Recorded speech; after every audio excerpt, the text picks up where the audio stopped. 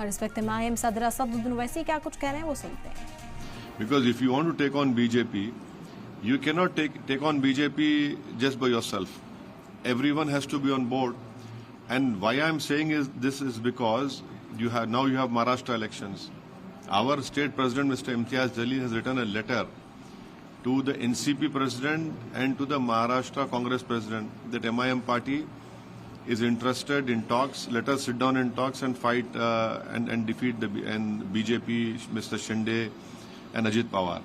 So this is a clear-cut result of what happened in Haryana. Do we want BJP to win again in Maharashtra? It is for them to decide now. Sir, what's your views regarding the nomination of 5 MLAs because Umar Abdullah is approaching court? My party has opposed the bill of abolition of 370.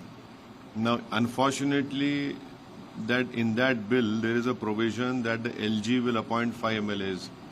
In my opinion, it is completely wrong. It is constitutionally wrong. It is very improper, because if the sitting chief minister cannot appoint an MLA, and where an LG can appoint, who's appointed by the executive, by the prime minister, then what is the role of the chief minister of that particular state or union territory? That is completely wrong, but it will not make any difference.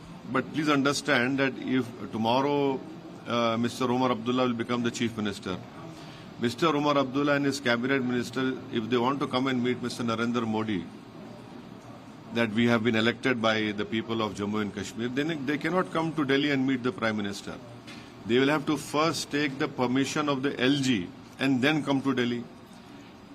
Tomorrow Mr. Umar Abdullah will be having a cabinet after his vote-taking ceremony.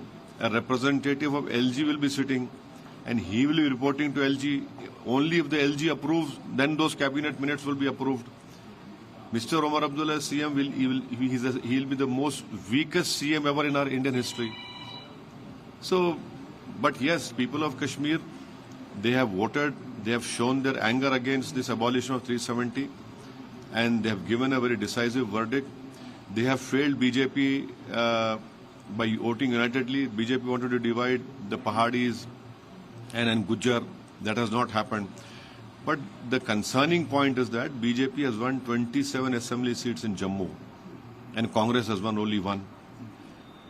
Again, why is this happened? Why has this happened? You know, who's going to be blamed now?